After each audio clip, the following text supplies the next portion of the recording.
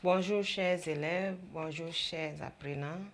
Donc ce matin, nous allons faire un exercice d'application, donc une production sur la contraction de texte, type bac. Donc la contraction va porter sur un texte. Ensuite, on aura une série de questions qu'on va poser et ces questions vont remplacer le vocabulaire et la discussion qui ne sont plus au programme de la classe de terminale. Donc, sur ce, je m'en vais vous lire le texte de la contraction. Donc, contraction de texte. Texte énergie. L'énergie, en tout état de cause, les délestages représentent un danger permanent pour la paix intérieure, une bombe sociale à retardement. Il est naïf, voire irresponsable, de parler d'émergence sans avoir résolu de façon diligente et définitive l'équation énergétique. Tout discours sur l'émergence qui n'a pas d'abord solutionné les questions de l'énergie n'est que fable. Pire, toute rhétorique sur un développement auto-centré, auto-entretenu et durable qui ne prennent pas en compte l'énergie est insincère, trompeuse et démagogique. La production, la conservation plutôt, la commercialisation de milliers de produits, un nombre incalculable de prestations sont tributaires aujourd'hui d'une seule et même matrice, l'énergie. Un pays sans industrie est un camp de ruines. Comment industrialiser sans cette denrée vitale? L'ex-URSS a compris dès les premières heures qui ont suivi la révolution d'octobre économique, d'octobre plutôt 1917, l'importance incommensurable de l'énergie électrique. Et dans Nouvelle économie politique, NEP, elle lui a donné toute sa place. On connaît la suite qui fut très heureuse, non seulement pour l'industrialisation, mais aussi pour les villes et les villages de l'ensemble du territoire soviétique. Cette vision holistique et salvatrice de Lénine a été, au demeurant, l'élément fondateur de la puissance économique et militaire de l'Union soviétique.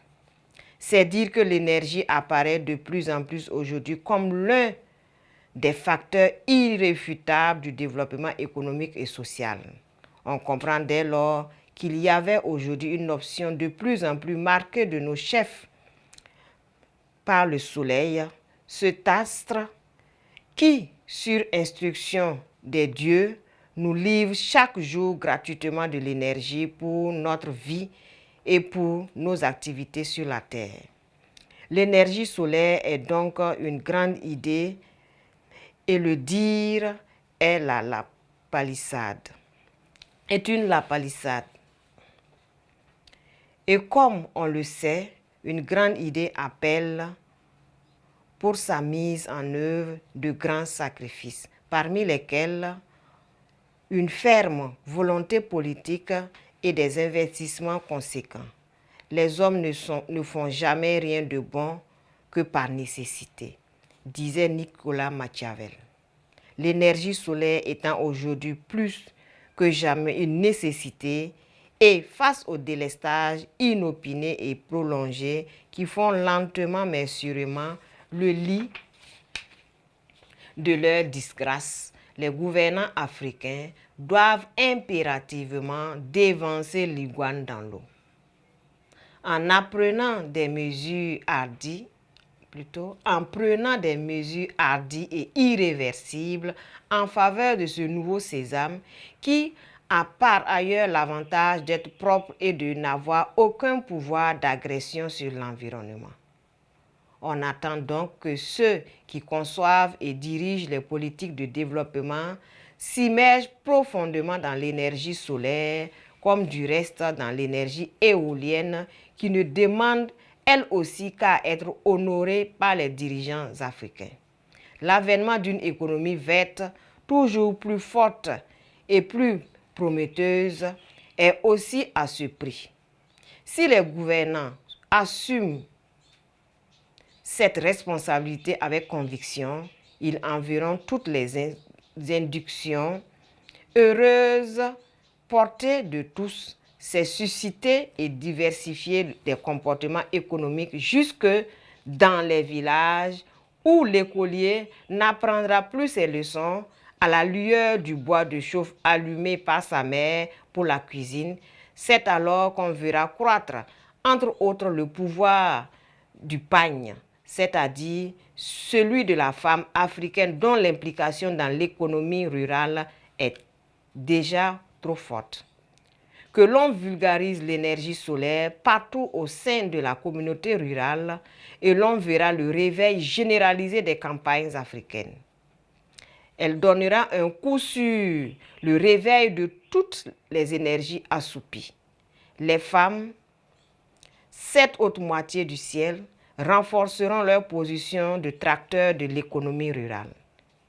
Il est évident que toute politique en matière d'énergie solaire qui ne tient pas compte d'une des taxes dans la durée des produits y afférents sera inopérante.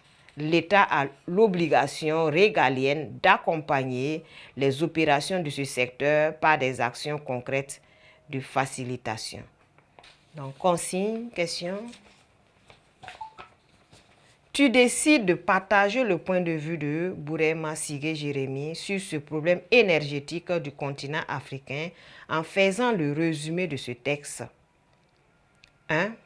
Résume le texte ci-dessus de 653 mots au quart de sa longueur avec une marge de tolérance de plus ou moins 10%. Ton résumé sera compris entre 147 et 180 mots. Tu respecteras les règles du résumé, fidélité, reformulation, cohérence, concision. Tu indiqueras à la fin de ton résumé le nombre exact de mots utilisés.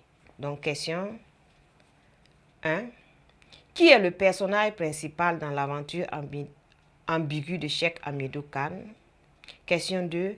Quel est le thème principal traité dans l'aventure ambiguë? Question 3. Qu'est-ce qu'une littérature engagée? Citez 2 œuvres de la littérature burkinabé qui se retrouvent dans l'engagement. Question 4. Quelle est la figure de style contenue dans cette expression? 2 tangas, 2 mondes. Question 5. De quoi il est question dans La peste de Albert Camus? Qu'est-ce qui a motivé son écriture? Expliqué en quelques lignes. Donc voilà les questions aussi pour la deuxième partie de l'exercice. Donc je m'en vais vous donner les différentes idées essentielles du texte à résumer.